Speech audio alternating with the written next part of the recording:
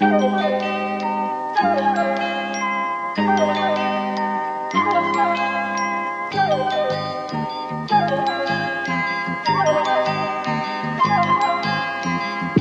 and welcome back to this free episode of TF. It's the free one. Me trying to bulldoze that bit from happening again. You won't succeed.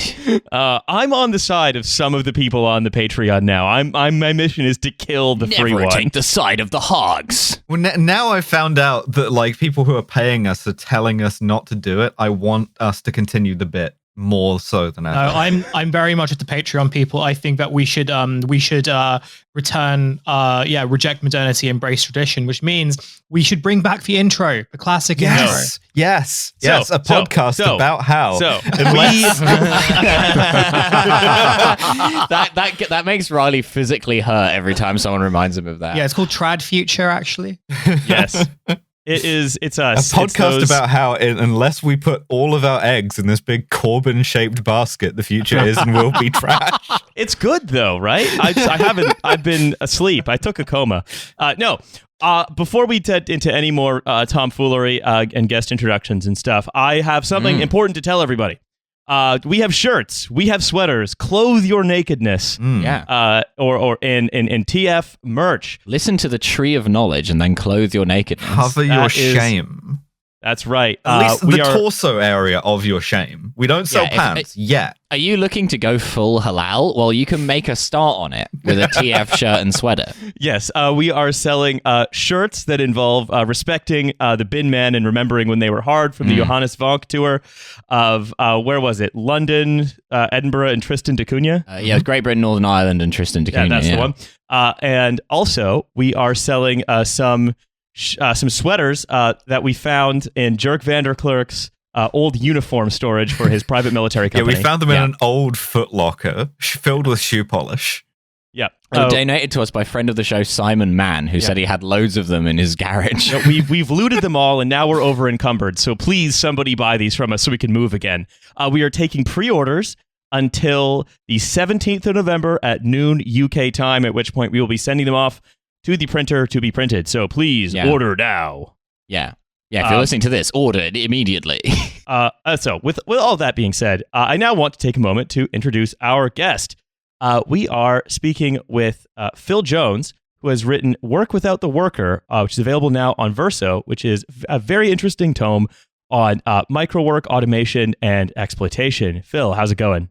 Yeah, pretty good. Thanks for having me on. Looking forward to talking about my quite depressing book. What? That's not in our idiom. Who are playing with they tome? That is right. Not just playing with they tome, but studying it. Yeah, that's right. We have a fair few things to get through. First, also, I assume everyone here got their invitations to the LSE class war meeting.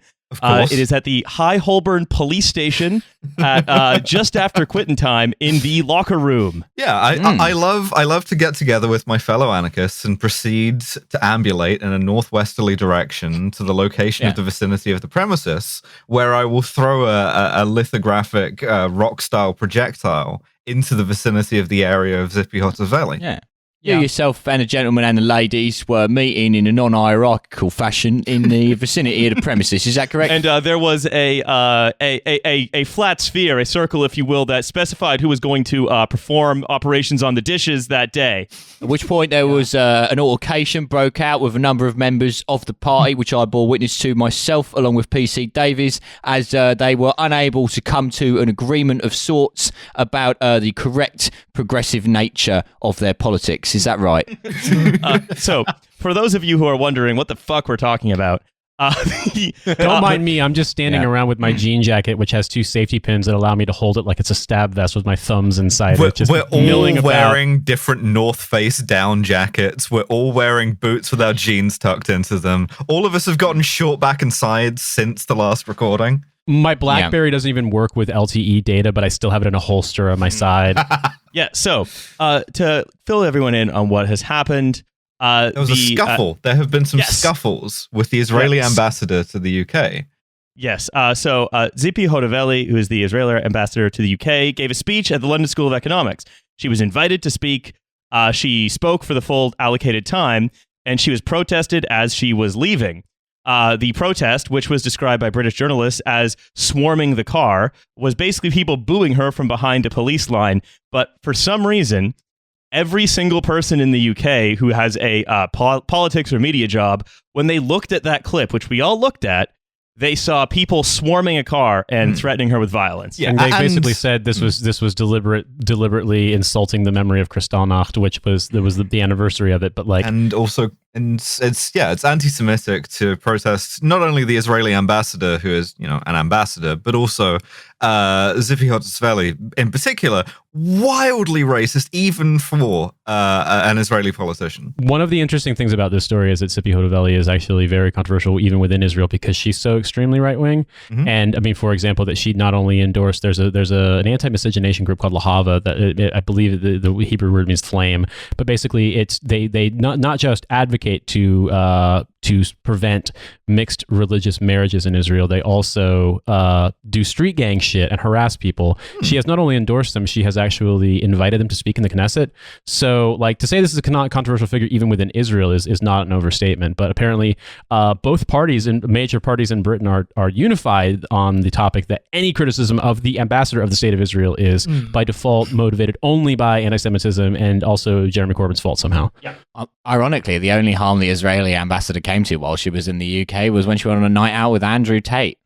And you know what? She should have taken him to a better club. That's all I'll say about that. He plays fair. It doesn't bring ethnicity into it. So Keir Starmer said, again, just everyone watched the same video of her leaving LSE she's and kind of hurrying into her car, which drove away normally while holding fucking flowers. She's like being like ushered to her car while there is a line of about 30 police officers, and then some people shout at her. No one touches the car. No one interferes with the car in any way. The car proceeds in a convoy away from the vicinity of the location of the premises. The house has been possessed by a cop. Yeah, not for the first time. But you would think that there had been windows broken or some sort of security threat, and it makes you feel insane because you watch the video and it's just not there. Well, I mean, I recall when vile labor activists violently assaulted Matt Hancock's aide, and then video came out, and a guy, if I remember correctly, kind of slightly brushed against the guy, and then the guy he brushed said, "Hey, fuck you," and that was it. Mm-hmm. But we were all told that this was evidence of a violent assault upon the state. So once again, the general rule in British politics is your eyes are lying, they are deceiving you. Do not believe them. If you speak out against this, you are racist. And also, not only are you racist, but you're racist in the worst way, the only way that matters in Britain, which is anti-English racism. The British media are Cartesian skepticists. Oh, no. The British media fully have they have being John Malkovich into, I think ever since Gordon Brown said that bigoted woman about Gillian Duffy, the British media and political ecosystem has basically being John Malkovich into the brain of like an aged country club racist from Maidenhead and just inhabits all of their collective paranoias and delusions. Like they are all living in a fantasy. Well, it's also a really good example of like the kind of, well, we all kind of knew this anyway, but like there's like a certain like group of, sort of centrists who kind of present the line of like, you can be like anti-Israel, you can like protest against the Israeli government and like, not be anti-Israel or like not be anti-Semitic. And like, I think there are kind of like lots of loaded things in there, but even if you took that at face value, this is like evidence that that's just simply not true. Like, that's just gone. That's dead now. It is very much like, even if you sort of protest the most right-wing ethno-nationalist, like, Israeli minister, and like bear in mind, like, who's genuinely receives protest and outcry in Israel from Israelis. Mm-hmm. And if you do that protest in the most civilized manner possible, waiting 90 minutes while she gives the speech, comes out with a load of flowers, and then go, "Hey, I don't like your policies very much because I think you're a bit racist." Sort of thing. Down with this. If you do a rally to restore sanity outside of a fucking rally, then the state will absolutely crush you, and that's as they should, because you are prejudiced. I kind of wanted to say one more thing very quickly, which was like, I kind of like the way that this has sort of been done. I feel like in a lot of ways we're sort of talking about the wrong thing. I don't think anyone really gives a shit about the student protesters. What people are really fixated. Besides from the police, what people are really fixated on, by people I mean kind of like the people on Twitter and columnists and so on, is the video itself and how like people respond to the video. So I think for them, it's very much like they are trying to perform in the right way, in order to kind of like signal much broader contentions about what they kind of consider to be the student left, the Corbyn left, and so on, right? So for them, it's very much like, no, this video is a representation that like Corbynista students still exist. And in the same way that we have to get rid of them from the Labour Party, we also have to get rid of them in every other type of public institution as well. So, and therefore incentivizing this type of like facetious and quite frankly, like observably incorrect statements about what happened. We've also seen both Priti Patel and Keir Starmer tweet about this. And Keir Starmer has entered full deputy head mode because his tweet is simply, "This is totally unacceptable. Intimidation and threats of violence will not be tolerated." But I want to point one thing out, and then Riley's going to turn it over to Phil. Well, the thing I want to say is it's very funny for Starmer to come out basically immediately decrying this and suggesting that one can't protest someone even as controversial as Hodavelli, because Sippy Hodavelli's politics basically imply to Keir Starmer, they communicate, if her politics were brought to reality, Starmer's marriage would be illegal because he is a Gentile married to a Jewish woman. So, and Sir Keir Starmer QC, there's easier ways to get divorced, man. I'm telling you. But before we move on, I want to ask Phil, what's your whole sort of evaluation of this as you've sort of seen it unfold? It's kind of crazy. I mean, it's either sort of through malfeasance or ignorance. Our political class, as usual, have decided to back a sort of this hardline kind of support of the annexation of Palestinian land. I mean, I know she's the ambassador, but that in itself is quite extraordinary. She rejects like Palestinian claims to any part of the West Bank or Gaza.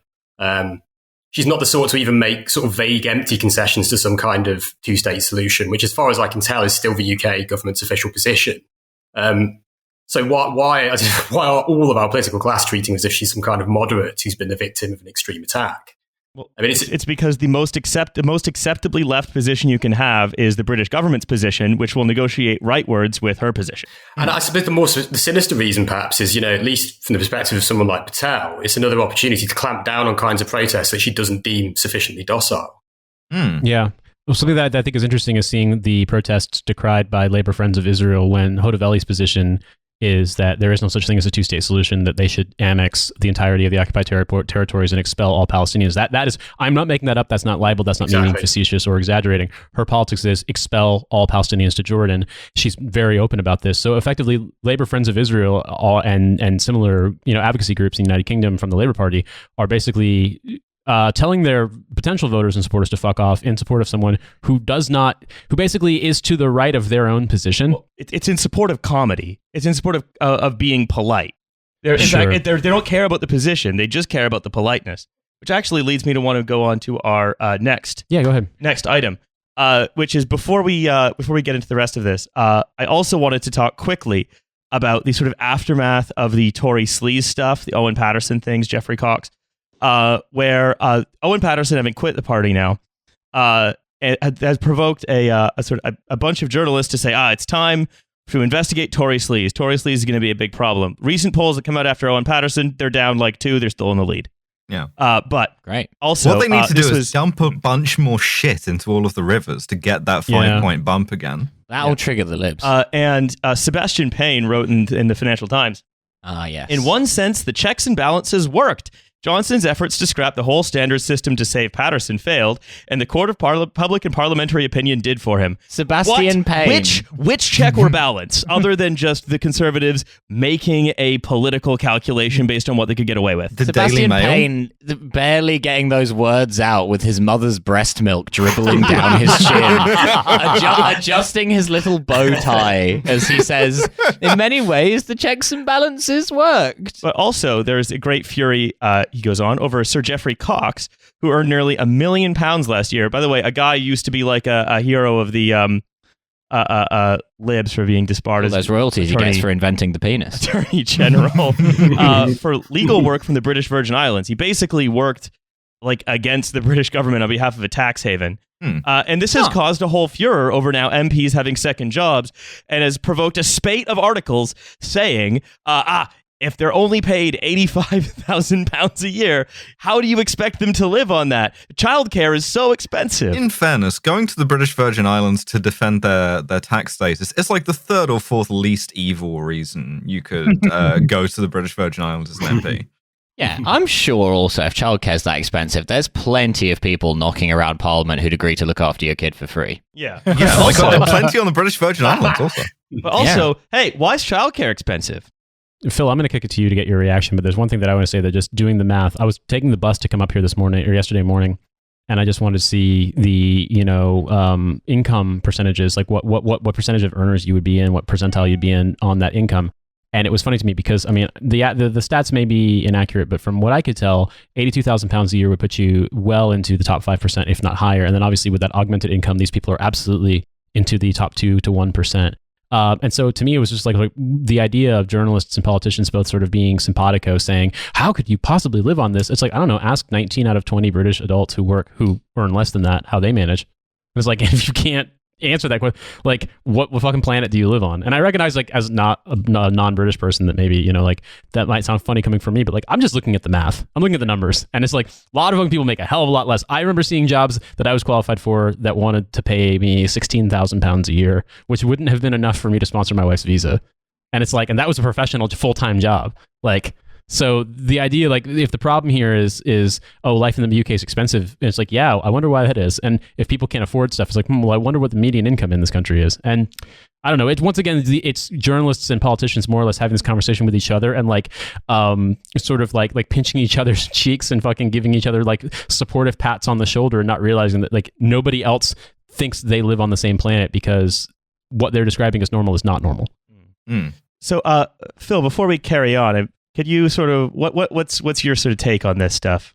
Well, I said this whole checks and balances stuff is kind of just a reassuring narrative, isn't it? It's very similar to the idea that the Tories are gradually going to destroy the sort of public support through endless scandal, like a very comforting view.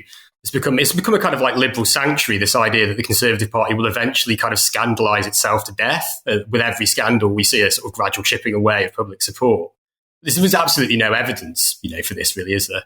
Well, the last time it's something like this, I always say the key to understanding the Labour right winning an election is John Major. You have to, through a policy that is directly attributable to you, embarrass the country in a slightly Europhilic way. That's how to be win. And then you just have to be a Labour Party that's indistinguishable from the Conservative Party, and then that will enable people to vote for you. And like the idea that people are going to suddenly turn on Sajid Javid from earning £150,000 from like working for like 20 minutes a week with JP Morgan, working for 20 minutes a week in scare quotes here. Just because they're like revolted with him, like that's completely nonsense. As he said, it's good regarding his second job where he earns $150K a year at JP Morgan. It's good to have experience that is not all about politics. It's for my constituents to judge, and I'm happy with that. And it's not, though, because pretending that in a country of like hundreds of safe seats, it's for my constituents to judge is insane, because British democracy is a poll of who reads which paper in which town. I also want to throw that in there too. There's always funny to me because it's like, yeah, it's my constituents decide. Also, they have no way of selecting me or deselecting me. And if they want to vote for a different party, fine, throw away your vote. I got fucking 40,000 Tory votes stacked up in this constituency. It's the same thing with me with my insane turf Labour MP where I live. Like, doesn't matter what she does or doesn't do. Like, unless Labour completely wipes out because of like a computer glitch where you're not allowed to vote Labour or something, she's going to win. She's going to keep her seat. Yeah.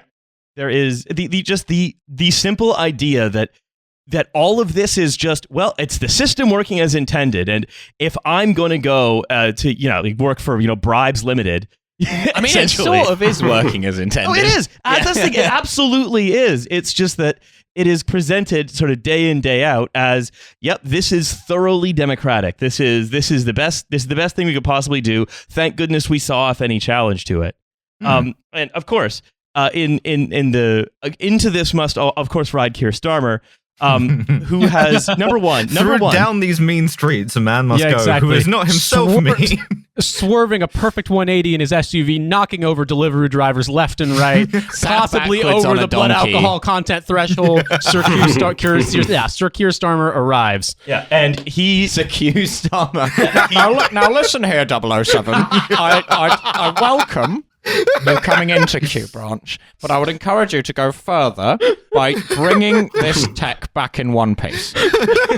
no, Sir Keir Starmer KC That's has right. said, Sir Keir Starmer, Ket and Coke. Sir Keir Starmer, Ken and Coke, has said that he's against all of this MPs having second jobs business, even though, of course, a couple of dozen Labour MPs are landlords. Wasn't he? Not a second job. Didn't he try and get a second job and was told he not did. to by one mysterious jam-liking informant? Because Jeremy Corbyn hates jobs and doesn't want people to have them, of course. Yeah. No, Keir Starmer is actually woke because he recognises that being a landlord isn't a job. Yeah. This did lead to a fantastic soundbite where he was confronted about this job that he had almost taken, but for Corbyn. And the interviewer said, well, you were in talks to take a second job. And Keir Starmer went, I wasn't in talks. I was in discussions. Why not? Awesome. Okay, cool. Yes. God Yes. damn. I mean, this is just, it is an entirely unserious sort of political class. Like, thank God it has no global impact. Keir Starmer is actually, he's not even a me bit anymore. He's an Alex Keeley bit now. It's a bit in an Alex Keeley show where he's like, will we call that a talk? Yeah. I'm not sure that's it. Well, I think we call that a discussion.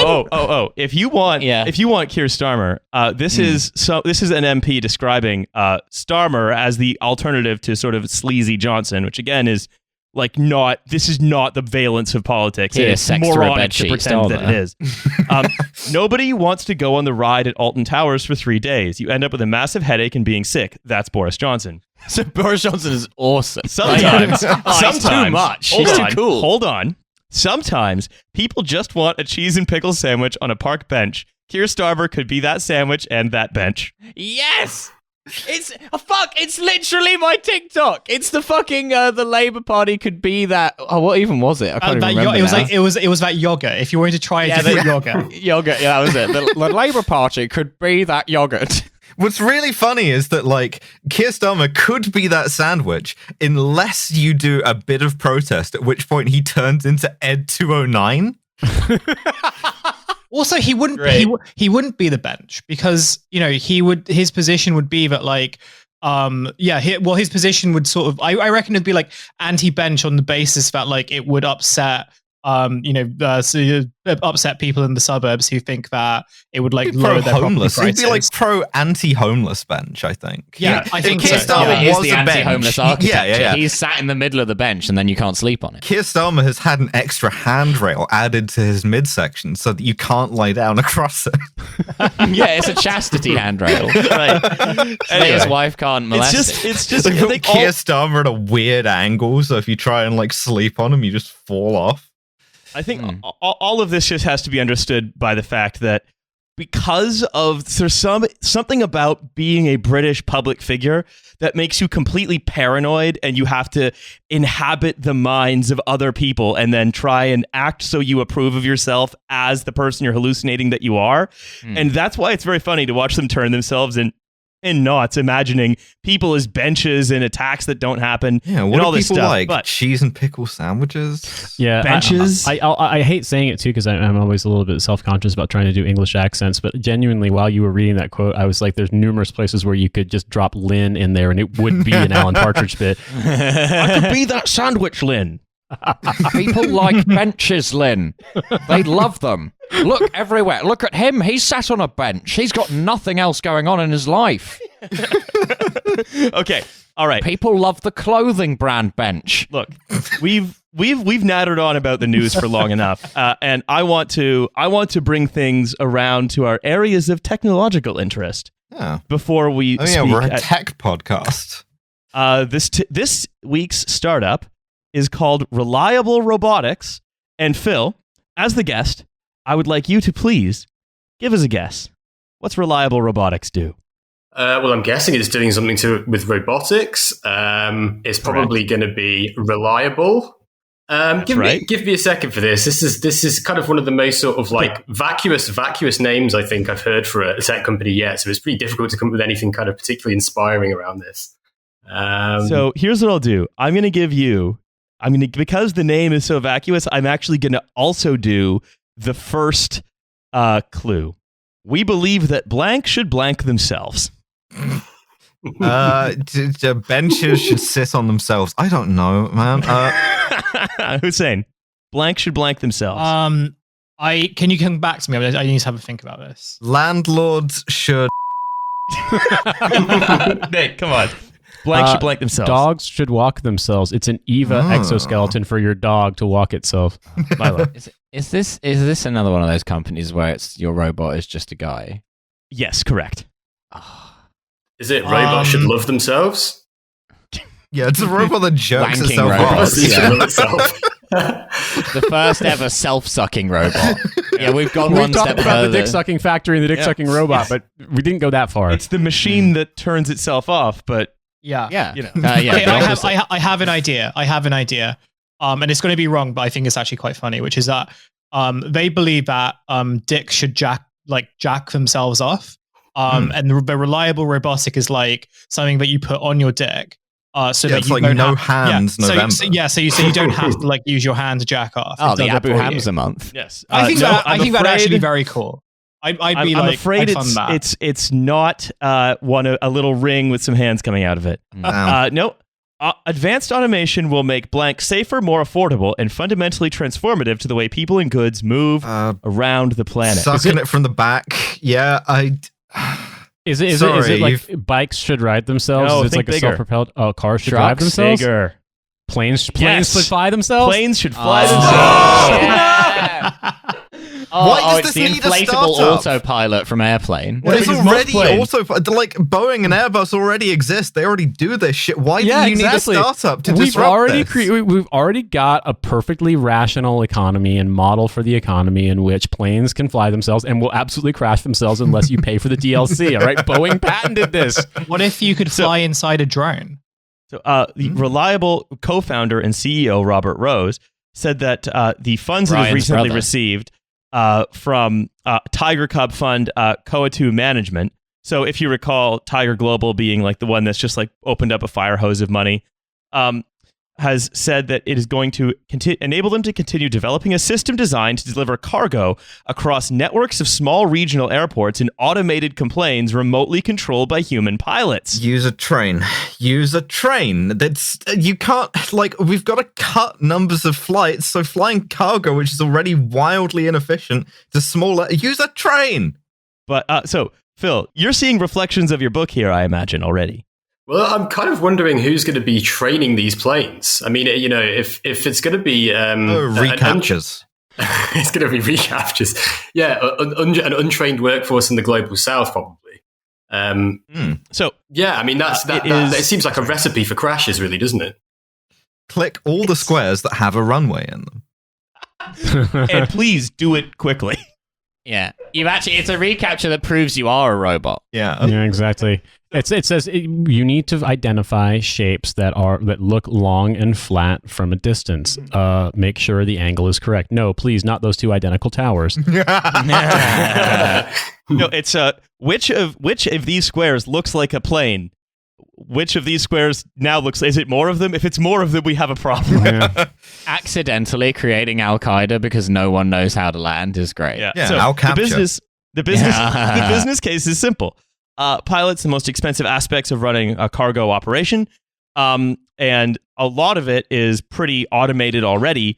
And in the air, basically replacing qualified pilots with autonomous systems that can be overridden from the ground means that the cost of each flight goes down and the utilization of aircraft goes up, which is great. It means we're putting a whole class of people out of work, but also a lot more flying, tons more. And also, you can hijack a plane from the ground now, just like in every movie that came out about computers post 9/11 for about 5 years. Yeah, if you wanted to live in a Jack Ryan movie that actually had some of its conceits occur, check it out. A guy in a leather jacket can just skateboard into air traffic control and hijack a plane. So I think this is a classic thing. This is a classic element of what you talk about in your book, right, Phil? Where we have an industry that is skilled, where people do whole jobs that are now being broken up into tasks, and which is about sort of taking off and landing, being available only when necessary, being paid only when used, and additionally, training the robot that is making their job worse, right? Exactly. So, I mean, you can think about some other professions as well. So, quite a common profession to see on microwork platforms to be kind of split up into a sort of multitude of tasks, which then a crowd of workers will do, is translating. So you'll find, for instance, on the platform Playment, they often have translation tasks on there. And basically what this allows sort of companies like Google to do is, rather than employ one employee with, union access, a decent wage, rights and whatever, is instead you can sort of split the job up and then outsource the tasks to a crowd of workers in the global south who will be doing, say, 5 minutes of translation a day each. Yeah, or 5 minutes of flying. Or five, yes, exactly. And sometimes both at the same time. Wait, so the translation is basically the Monty Python sketch about the funniest joke in the world? Yes. Amazing. Total compartmentalization. Yeah. But also, so is the flying. So I would say, if you live in an area between two regional airports, move. Don't move. Yeah. Don't live there anymore. Yeah. So ultimately, Reliable plans to build out a wholly aerial cargo delivery business and expand operations to include passengers. Great. Awesome. So yeah, there's going to be one guy selected probably as a lottery or competing with other guys to be the lowest bidder to fly that plane. And you're going to be on it or under it. Awesome. I'd love to be flown by a guy on Fiverr who's watched like a 12-minute video on how to remote control a plane. I'm sure that come on. I'm sure you have to be a qualified. Also, if the more things get automated, how do you become a qualified pilot? Well, so something I want to throw out there too is that there have been this year successful test flights for electric planes, like electric powered planes. Now they're very small; they're like Piper Cubs and small Cessnas, but the technology is developing. So it's like, in a way, if you were like, "Hey, we want to, add more efficiency to cargo flights," for example, like maybe that's the technology you could invest in, you could look into like long term, but instead, it feels like we are once again reminded that I don't want to give all the credit in the world to one Canadian podcaster, but that it seems like all of these are just like really, really nifty wrapping paper arrangements around, hey, we want to destroy a job class that has a lot of economic security. Yeah, it's the machine that kills pilots. Anyway, so thanks to Dan Beckner for pointing that out. Yeah, and it's called the plane. Yeah, we're just feeding a bunch of pilots into a machine that makes corned beef. A plane can be a machine that sucks you off if you stand in the wrong place at the wrong time. It can be a machine that makes you into corned beef if you're in the wrong place. I was going to say we actually do have a machine that kills pilots. It's called the Boeing 787. Or the helicopter. That's true. The F-35. It's the V-22 really dangerous. Osprey. Yeah. And also kills people on the ground, to be fair, that one. So that's pretty good. Oh, speaking of military applications, in order to help their defense portfolio, they have made a hire. Is it Matt Hancock? No, defense that matters. Noted troop Matt Hancock. Yeah, it's defense that matters. It's not us. As Director of Government Solutions, Dr. David O'Brien will engage with the Department of Defense and federal government to identify areas of support for mission success, as well as with universities for research advancement. His multi-industry career extends over 38 years across military, government, and private enterprise, blah, blah, blah. Cool. He served the United Air Force in leadership, including as the Director of Acquisition Venture Strategy and Initiatives, where he pioneered multi-domain creative and commercial strategy. He was like the chief Imagineer of the Air Force, and they've hired him. Yeah, they hired the Air Force's Shingy. Cool. Yeah. They hired the Adam Newman. He's got the beret, but he's got like the fucking pointy hair underneath it. Yeah. He's the guy that actually came up with the F-35 by imagining a wonderful solution. I should have hired Master Sergeant Steve Cum. That's true. He also connected the Air Force with innovative providers and global venture equity investors.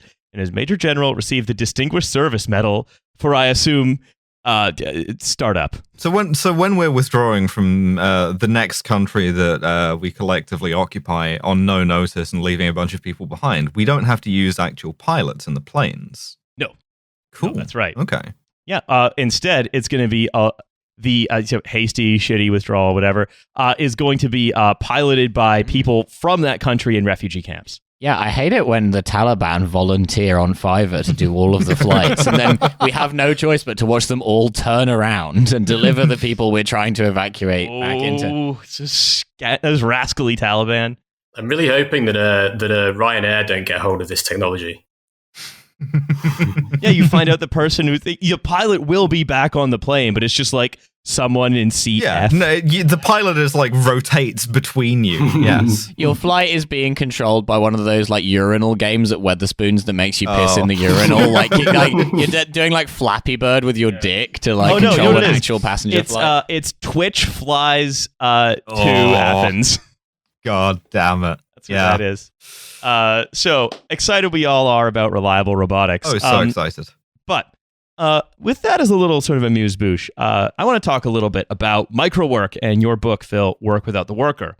So before we get into that, I wanted to give some research from Absolute Market Insights, which is like a research firm. In terms of revenue, they estimate the global crowdsourcing market to be about $9.5 billion, projected to reach 154 billion by 2030 with a combined annual average growth rate of 36.5%. That's big. It's big now, but it's going to become very, very, very big. So what exactly are we talking about here? What is Microwork? So Microwork is a kind of crowdsourcing which deals in tiny data tasks. So to give a basic overview for your listeners that aren't familiar with this stuff, workers access digital platforms remotely via a phone or laptop.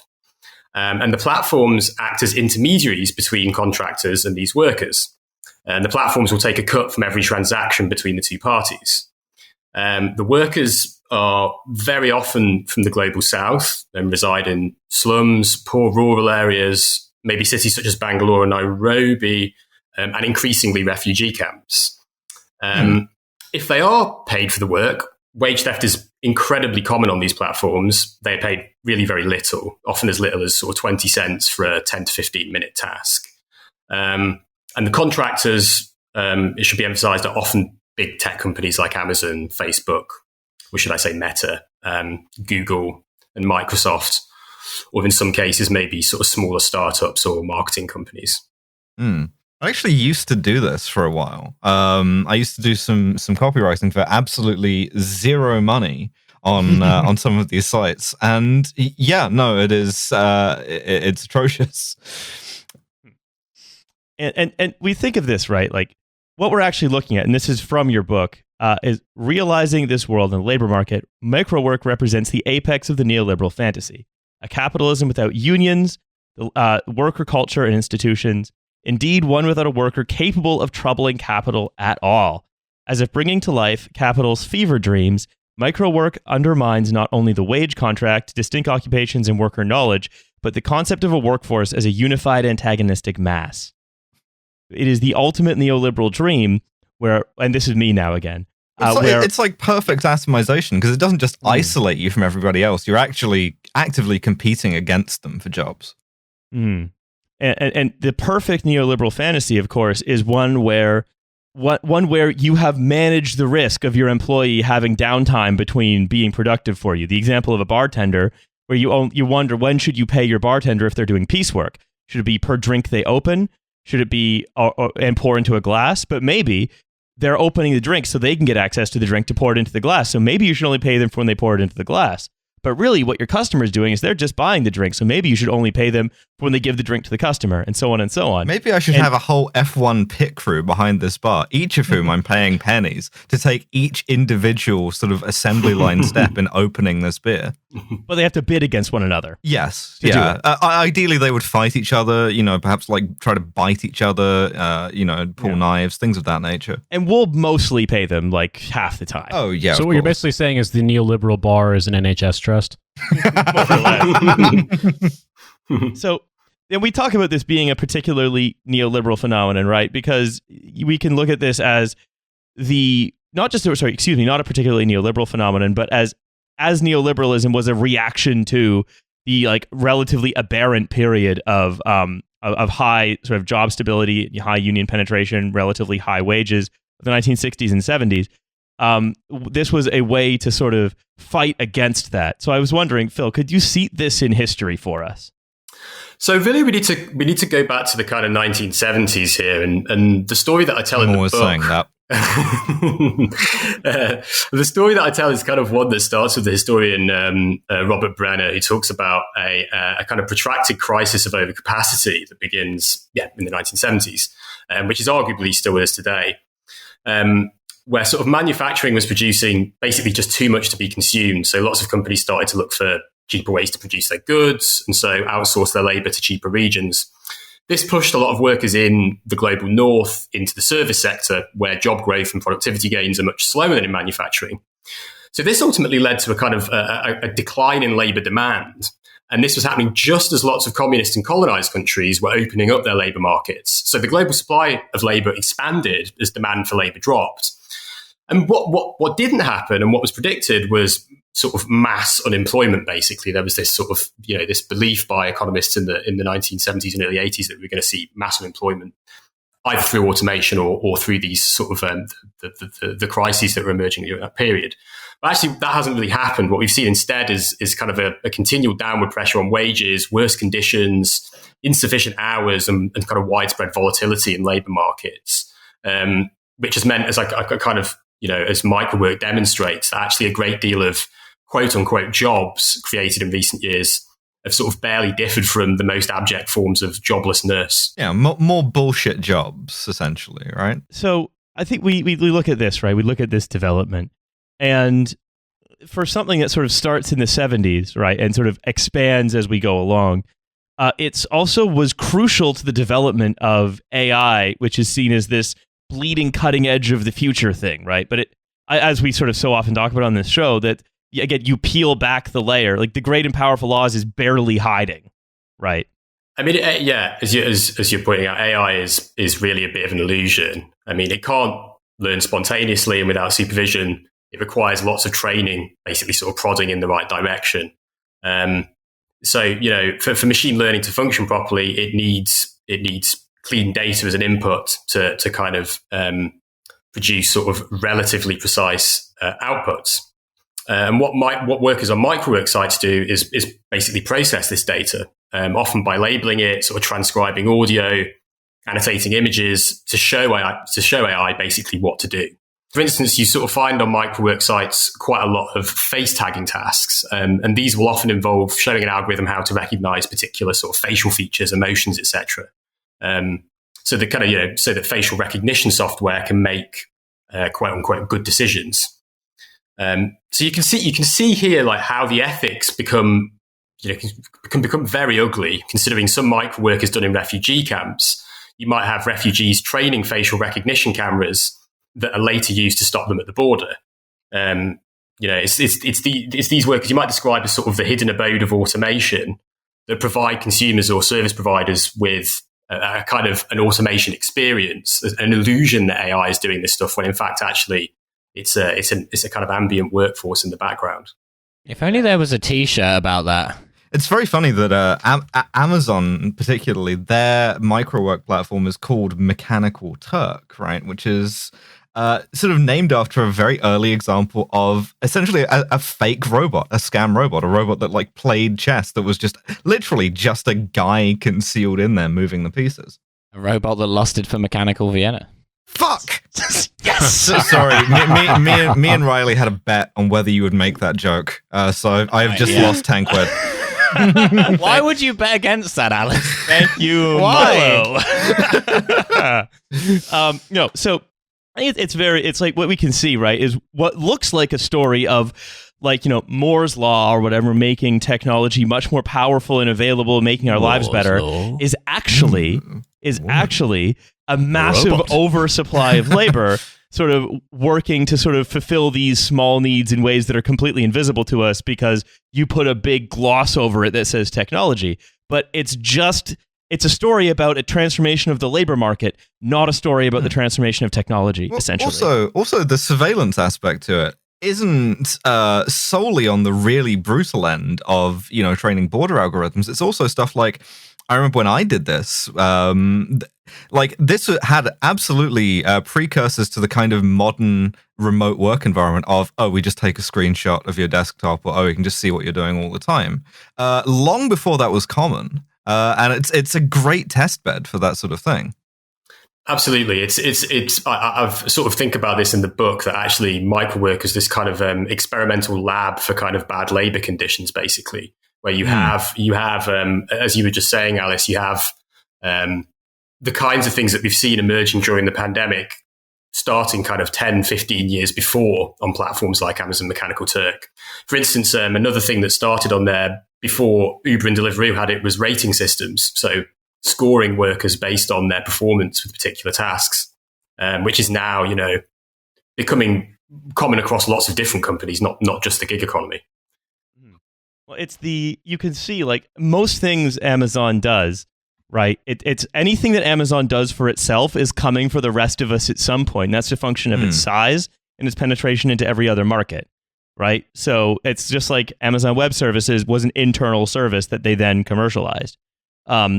Just like Mechanical Turk was an internal service they built for themselves, then commercialized. And so Bezos's view of what a worker is and does and how the relationship between capital and labor should be mediated is universalizing, not just because of the sort of large structural forces, but simply because when Bezos has an opinion, Amazon creates it for itself, commercializes it, sells it to everyone else, and then creates the conditions for the market. Very, very directly, there is a relationship between what he wants and what everyone experiences. If you think it's not coming for you at some point, then I hope you enjoy your period of comforting illusion. And I think my favorite phrase in this book is a Bezosism that you deploy, which is that this is basically artificial intelligence. Yeah, well, Bezos is certainly a cheeky little guy. Kind of without meaning to, he's provided the most sinister, inhuman description of microwork you could imagine, really. As we've just been pointing out, workers effectively act as sort of surrogates for proper AI, making our automation fantasies seem somewhat real. And it's bizarrely meta, this idea of artificial intelligence, in a way that makes me wonder whether when machines can do the tasks microworkers currently do, whether we'll then be calling automation artificial intelligence. It's like, where does this end? It's also like linked to the value of, or like we kind of perceived value of like these tech companies, right? Like so much of their kind of so much of like them justifying their existence is on the basis that like they are like not only just because of their scale, but because they like uniquely have they argue that they uniquely have the technology that things like automation technology, like recognition technology, like all these things that, as you've mentioned, like, there are people behind them, and those people are like not only being paid nothing, but they're like deliberately being obscured to present this fantasy that like this tech company is far more advanced than like any kind of like government institution or any sort of like state-built institution could ever challenge. And therefore, like, that's why we should give so much trust and so much like authority to tech billionaires who, like, for the most part, I don't think anyone except for like fucking crypto weirdos like have anything really that good or benevolent to say about them. So I think I wondered like how much of this is really, I mean, I don't wonder, I sort of know for sure like how like a lot of this is very, very like deliberate, but I sort of wonder like how many kind of like external like institutions or governments and stuff are also invested in kind of projecting the fantasy of like technology like the ideas of progress projected by technology companies in order to kind of like justify allowing them to kind of like retain the power and authority and scale that they have. Oh, you're talking about government institutions. Let's talk about the World Bank, shall we? I've heard of these guys. That's the big bank where they store all of the money. Yes, that's right. I'm sure there's a crypto person who thinks that the World Bank is being challenged. It's a big building with like a Greek portico out front, and they have all of the sacks of gold coins in the basement. Yeah, I think I borrowed some money from them in order to like pay for a jacket from ASOS. Yeah, you know how it has the thing, like 3 easy payments with the World Bank. So Phil, let's talk about how the World Bank has been complicit in.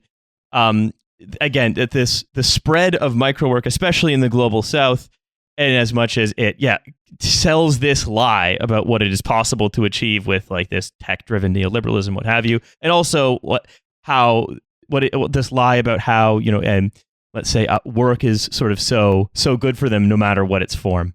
Yeah, so back in the early 2010s, basically the World Bank shifted its sights from microloans to microwork. The idea being that through millions of short tasks, you could somehow give countries in the global south hundreds of thousands of jobs. The problem is that this gets the logic completely back to front. The point of microwork is that you're breaking down larger projects and jobs into short tasks, which never quite add up to a whole. So the idea was kind of doomed from the beginning, really. Nevertheless, they sought to push these projects on countries in the global south. So we've seen sort of projects in Uganda, in Kenya, in bits of North India, and also projects that we're going to start in Palestine as well. It's what this goes to show, I think, also is the extent to which the high flown sort of globe bestriding liberal institutions and luminaries, journalists, politicians, whatever, love to just think in categories, right? Where job is job and job is good. And how do you know it's a job? It's someone pays you for a task. So we need to get more tasks in the hands of people in the global south, because right now they don't have enough tasks. Yeah, a job is the same thing as a career. And so consequently, you can be like, oh, yeah, I did like translation for like, you know, cents an hour for 20 years, man and boy. And, you know, as such, it really gave me this work ethic, right? I was a mechanical Turk and my father was a mechanical Turk, and while you're under my roof, you're a mechanical Turk. But there have been some completely bizarre boosterish claims made by the World Bank that this form of labor, which demonstrably ends up paying you less, is the farthest thing possible from even developing any skills. Like the literal worst end of a piecework employment contract, a Victorian employment standard, is somehow good because it causes a profusion of these things called jobs in the global south, right? Yeah, I mean, the World Bank claimed in one of their, I think it was a blog post actually, not one of the reports, that that microwork could boost the income of people in the global south by $40,000. I mean, I have absolutely no idea where they plucked this figure from. Oh, I have an idea. I think they might have paid someone 20 cents to write that article sentence by sentence. I think there's a good chance that that's where it came from. You know, but considering the average task pays, like, as you were saying, I think go 20 to 30 cents for around 15 to 20 minutes work. I think you'd have to work more hours than there are in a year to make $40,000. It's like, oh yeah, it's yeah. I mean, it's basically it's a lie. Basically, I mean, it's nothing more than a lie. But if you set up a shell company and then get people to do like multiple tasks for you and pay them less, then maybe you could kind of like run a mechanical tech within a mechanical tech. Oh, so Hussein, what you're proposing is, what if you set up a company where you took contracts from those microwork sites, maybe in bulk, and so you fulfilled those contracts all in bulk, so maybe you paid, I don't know, 80 cents on the dollar for them, and then maybe you had a platform where other people could log into your site, complete those tasks for you as well. Yeah, I've been watching a lot of like Gary V videos on YouTube recently, and I have some business ideas. I think we've disrupted Microwork by creating another Microwork platform. Gary V for Vendetta. There was something a vengeful Gary V. I wanted to point this out because this is just a useful example. It's not necessarily like piecework, but I think it's an example of sort of these kinds of the ways in which this applies downward pressure, or at least what the actual motivation is. And that is, just happen to be familiar with this because of some of the stories of people who were, seeking evacuation from Afghanistan when Kabul fell, far faster than people thought it was going to. And I'm an American citizen. There are a number of people who were American green card holders who were, who suddenly were like, oh, fuck, I'm trying to get back to America. And in some cases, U.S. citizens who were Afghan American. And one of the reasons for this was that if you are an Afghan citizen, an Afghan national, and you got a contract to be an interpreter for the U.S. military, the Afghan government, the U.S. government, et cetera, typically the rate you would be getting paid is around $120 to $150 a month. So very, very little. No, that would be a competitive salary in some fields in Afghanistan, but it would not be, obviously, by American standards. That's a pittance. That's far, far, far below minimum wage. However, if like you a British salary.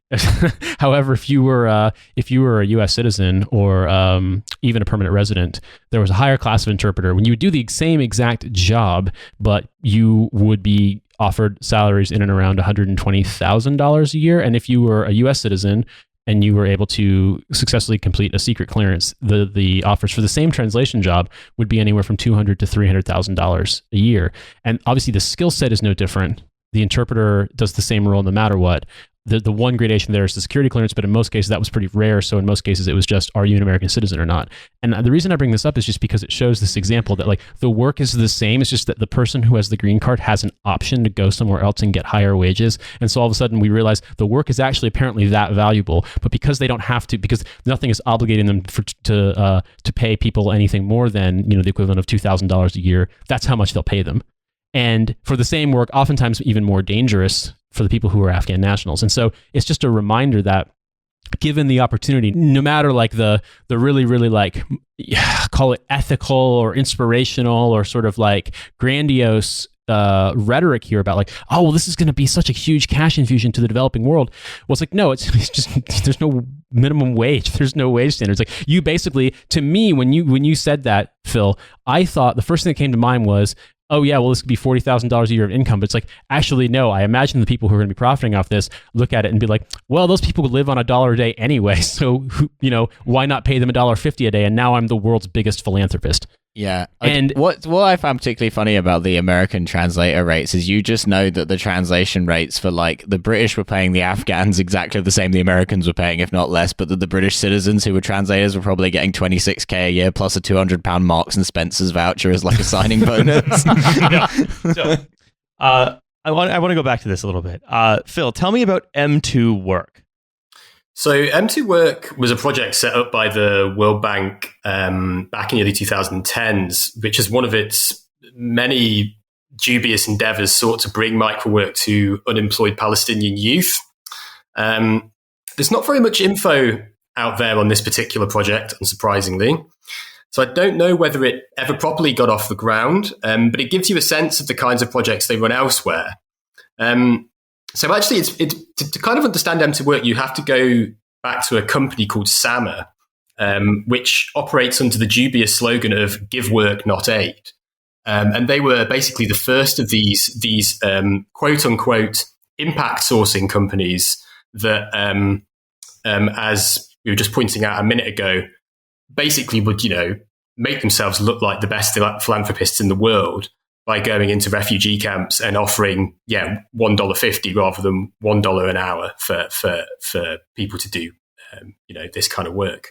Give work, not aid literally just sounds like they hired Don Draper to rephrase, are there no workhouses? Look, like it genuinely. Yeah, if you give a man a Turk, he'll eat for a day. But if you teach that man to be a mechanical Turk, he could probably afford to eat once a month. Yeah. He'll eat for a day also. Yeah. But also that's so fucking insulting. It's like, give work, not aid. Well, what the fuck were these people doing before we showed up? Yeah. Well, they were just lazy. Oh man, like it's so fucking insulting, the idea that what the people in the developing world need in either in middle income countries or in countries where lots of people are subsistence farmers or whatever is tasks. Is fucking insulting. We could make this more annoying though, because what if we called them quests? And what if we gave you a little like experience bar? What if that? What is your one sustenance giving meal of the day but a loot box? Yeah, that's where it's going. It's watch this. Someone is going to like build something on the Solana blockchain, maybe like one of the Ethereum killer blockchains. And they are going to say, in exchange for performing sort of some or another, you know what it's going to be? They're going to say, we've defeated the proof of work blockchain thing, right? We've defeated that requirement that causes all the pollution. And what we've instead done is we've just hired people in the global south to work out the hash by hand.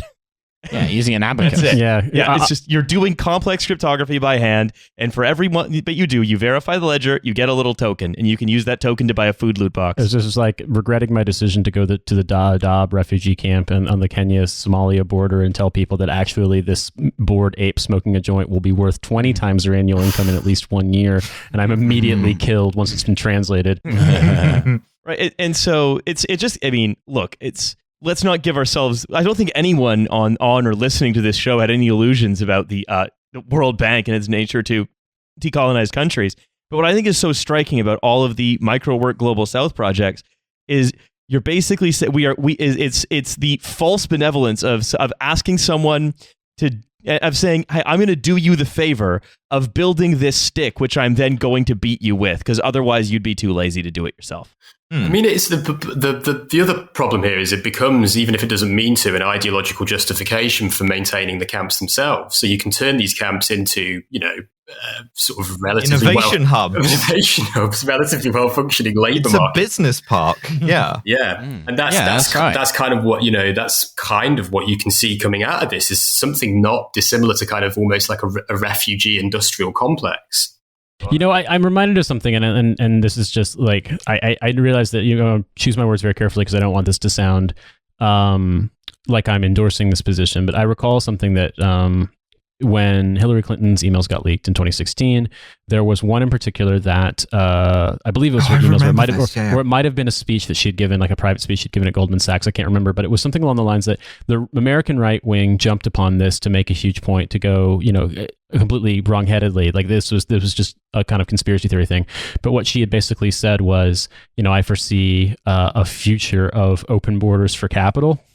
Mm-hmm. And they read that as open borders. Like, look, Hillary Clinton wants open borders. The same kind of like ethno-nationalist shit that we deal with here in the UK as well.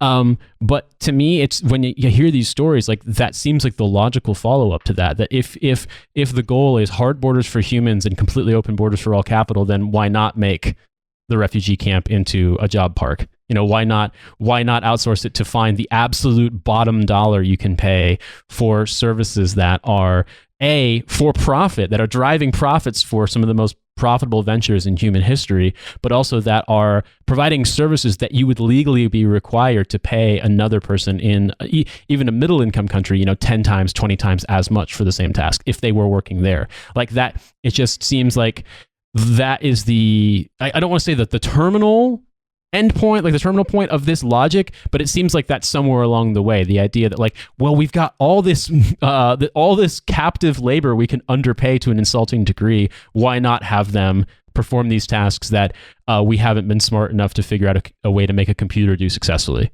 And it's just very, very grim. It's a good thing we're not doing anything that might create a shitload more refugees in the near future. Yeah. Indeed. I'm noticing we're going a little long, but I have a few more things I want to talk about, right? Number one is like moving from, we sort of talked about, you off, yes. Yeah, we've talked about the history, and we talked about sort of the capital, and we've given an idea of who it is doing these jobs. It tends to be people in the global south in favelas and refugee camps. It also tends to be people, by the way, in the global north in prisons. Just anyone who is stuck in a place and cannot get out. Or cannot access all of their rights, this is what they're given to do. But I want to talk about the commodity itself and attack this idea that automation destroys jobs, because I think it's, as you write in the book, it's slightly wrongheaded for reasons that I agree with. And number one, I think a lot of this sort of comforting stories that we tell ourselves about AI is sort of like the data side of commodity fetishism, right? Where with commodity fetishism, you look at a table and you see a table and you pay a certain amount of money for the table. It obscures all of the relationships of domination that go into the production of that table. You just say, you have it, I want it, it's there, its value is innate, of course. There is no labor has gone into it that was not exploited anyway, etc.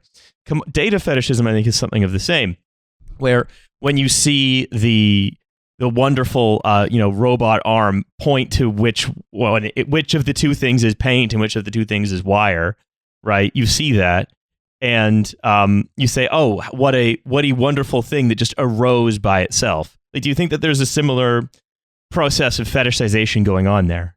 I mean, absolutely, yeah. Data fetishism is really just a kind of expression of commodity fetishism, as you just said. The difference being, I suppose, that with tangible commodities, it's easier to get a sense of the fact that it was produced by labor, in the sense that you can look at something and think about the tailor that made the shirt. With data, it's not so easy because it's this intangible thing. You don't really tend to sort of think of it as being created. So, for instance, we experience like our Facebook feeds as if sort of violent and pornographic content have been wiped away automatically. It's just sort of happened, when in fact it's a content moderator. Or we experience Google search as if an alphabet algorithm has ranked our personal searches, when in fact actually it relies on huge numbers of poorly paid workers to do the ranking. I mean, basically look at any sort of smart object and there will be some ambient labor beneath the experience making it operate smoothly.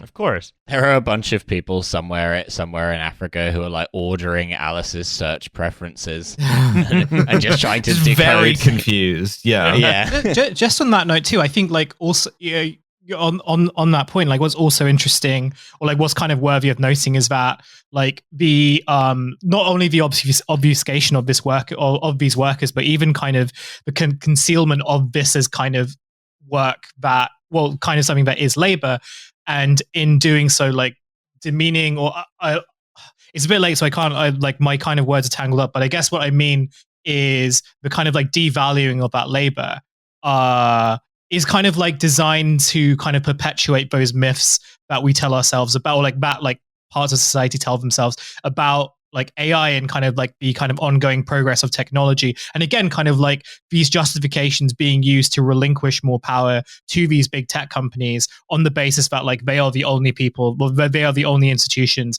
that like can, to take it to its logical conclusion, they are the only institutions that can actually like ensure the survival of the human race. Like we kind of like so much importance is implanted onto them, and like so much of that importance attributed to them is like dependent on this form of labor being devalued and kind of just concealed from like general public view.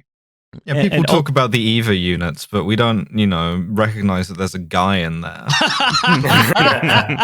So I heard a particularly strange story the other day, actually. That apparently the manager of Travis Scott, the rapper, recently claimed that to boost Travis Scott's online streams, he would hire a Mechanical Turk worker to create fake Gmail accounts, sort of like ultimately giving him the ability to, in his words, deploy virtual machines and inflate the streams of particular Travis Scott songs. So he like generated tens of thousands of fake streams. And this has been going on for years, but this is a particularly ridiculous example of it. I was really hoping you were going to say that Travis Scott's manager was a Mechanical Turk. Yeah. I mean, yeah, like you're right. This absolutely happens, and like this is kind of like it's not like a secret in the music industry, and like clearly, then it also sort of elucidates that the kind of like the more successful you are as an artist, which like often is like linked to how well you perform on platforms. Generally, like, and how well like what type, like how the algorithm like interacts with you. I don't really want to say, but like how well you interact with the algorithm, because I think that's like a different conversation about like what it actually is. But it kind of like really reflects the idea that if you are like one of the more successful like musical artists, or like any type of like creator or whatever, like you can kind of use that to your advantage.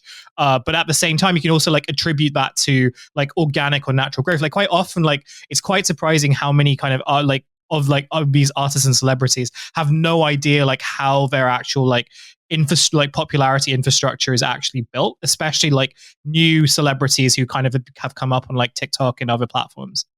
I think maybe the platform should start sort of like, advertising themselves with like, you might not get paid for your work, but you might get to indirectly work for Travis Scott.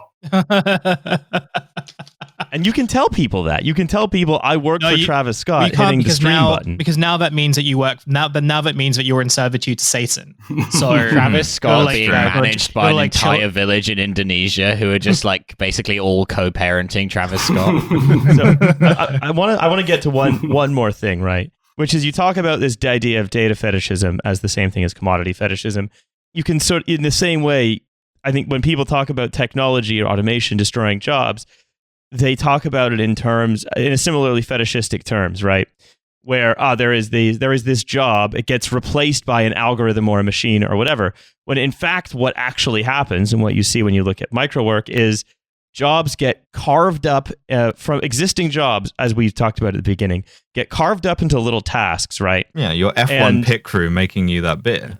Yeah, and that there is this, as you say in the book, a disjuncture between the ever slowing rate of job creation and the ever more rapidly expanding pool of workers who are dependent on wages.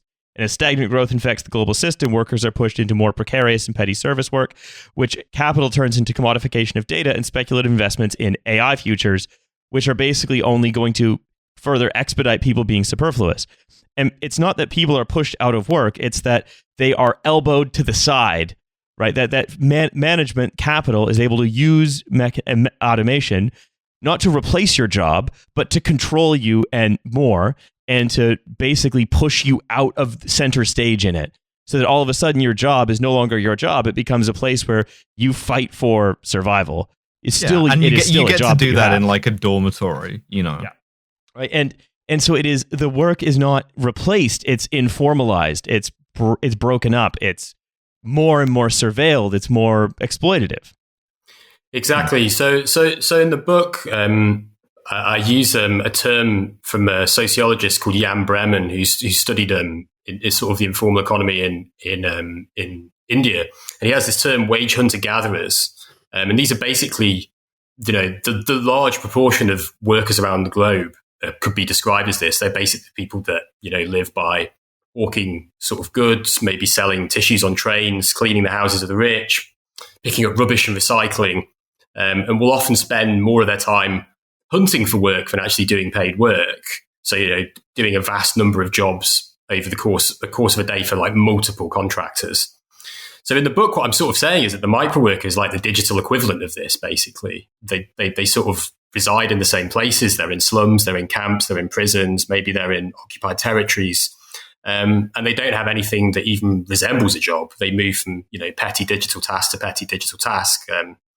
It's as you said, Riley, it's informality, but with a kind of glossy, kind of Silicon Valley sheen to it.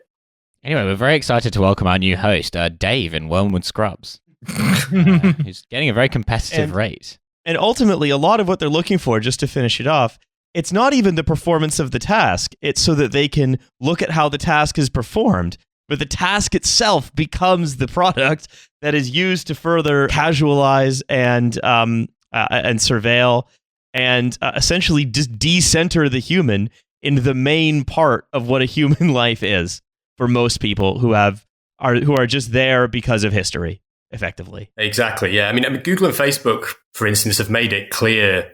I mean, very clear that they want to automate their moderators and raters. Mechanical Turk has some seriously sinister small print in its terms and conditions that says that something to the effect of the content of each task can be used to support its own machine learning.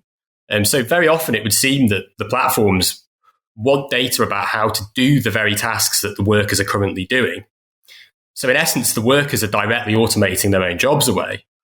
So you kind of find this further twist in surplus populations, or what Mike Davies has called surplus humanity, where now sort of surplus populations are directly being forced to make the little bit of work that they've got surplus and the jobs of other people. And I think it sort of, just by way of wrapping up, right? I think you'd have to be naive to say none of this AI and automation stuff will ever work. It works a little bit sometimes, but what's very clear is that the human labor will never go away, right? And that a lot of automation, it matters how it's deployed, because it can be deployed in a way that is emancipatory. It can, but it will never be deployed by capital in a way that is emancipatory. You're never going to see that happen ever. But automation is going to continue to happen. It's going to march on, and I think it goes to show that the smartest group of people that ever existed were the Luddites. If a tech who didn't say don't develop technology, who rather said if a piece of technology does not serve the interests of humanity, it ought not to exist. Quite simply. Anyway, I think that is probably a little bit enough for today. So I just want to say, number one, Phil, thank you very much for coming and hanging out with us today. It has been a blast to talk to you. Thank you very much for having me. I've had a great time. Yeah, and It's been a real pick-me-up. I feel invigorated. Yeah, sorry about that. Where can people find your book should they want to read it on a train, or perhaps they're on a remotely controlled plane? Yeah, or pay a child to read it somewhere in Africa. So I'd encourage you not to buy it from Amazon and go directly to Verso. That's my one bit of advice for buying the book. Okay, you heard it here. You heard it here first. Go to Versazon. And we will link to that in the show notes at Verso and not Versazon or Amaverse. That's right. Anyway, I think all that remains to be said is to say once again, thank you very much, Phil, for coming on. Thank you, the listener, for listening. And don't forget, you, the listener, we have a Patreon. There's a second episode every week. It is $5 simple a month. And if this isn't enough to tempt you, we have been getting a lot of listener messages of people who have experience at working at some companies that we've talked about recently. And we'll be talking a little bit about those on the bonus episode. Yeah. Also, my tour this month, 23rd, Birmingham, 24th, Liverpool, 25th, Manchester, now sold out. If you're in Manchester, you've officially missed out on MILF Theories. And the 26th in Nottingham. Birmingham's quite close to sold out, so Isn't it called Voicemail? It's not called MILF Theories. No, it's not called MILF Theories. That's just a joke about there's MILF Theories in the show. It doesn't matter, Riley. It's okay. If there's MILF Theories in it, why do you call it MILF Theories? Is it about voicemail as much as MILF Theories? There's a voicemail is like a key. Look, let's not get into this. If you want to find out, come to the fucking show. I'm not giving you this for free. I'm not letting Riley Paxman me out of the reveals of the show. All right. Bye, everybody. Bye. Bye.